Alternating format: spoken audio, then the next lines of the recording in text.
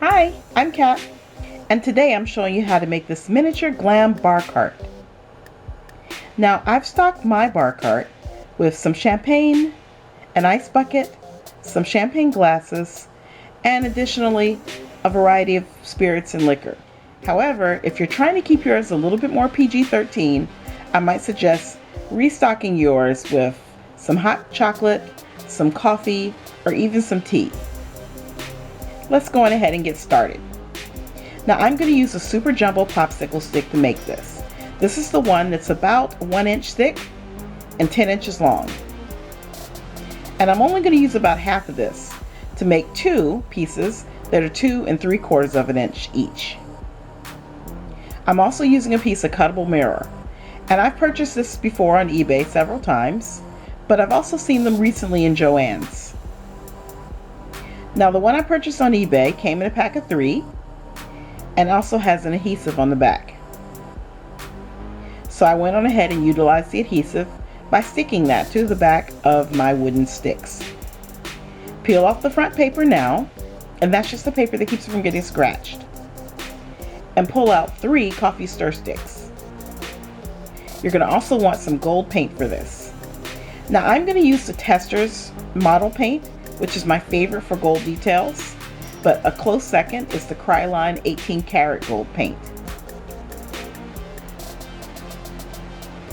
Add a thin bead of glue right along the front, directly on top of the mirror, and you're going to cut all of your little pieces of coffee stir sticks to fit. Then just glue them in place so that they form 2 trays.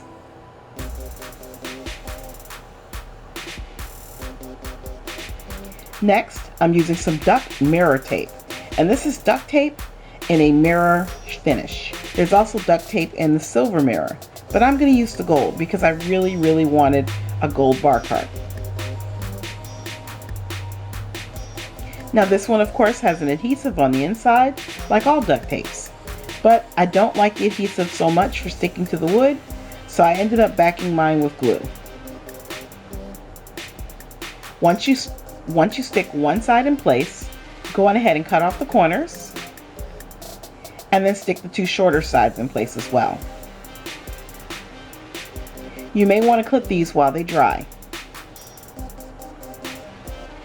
And once both trays are done and they're drying, you can go on ahead and use a 1/8 piece of dowel. And I picked mine up in Michael's for about 70 or 80 cents.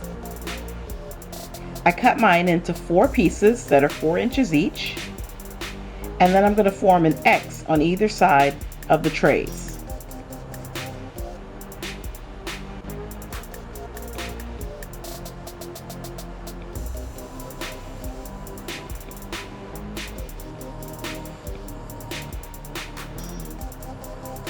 I'm using these Toho beads that I also picked up in Michael's for I think $3.99, and I don't know the exact diameter of these, but I do know they're about 1/3 of my pinky nail. I'm going to use these as wheels, but in order to do so I have to fill in the top first. And for this you can use pretty much anything you have on hand in your home. You can use some resin, you can use some paint, some glue, some wood filler, and in my case, the first thing I could put my hand on was some fabric puff paint. So that's what I used. I pushed a little bit into the hole, allowed it to dry, and then painted it black on either side.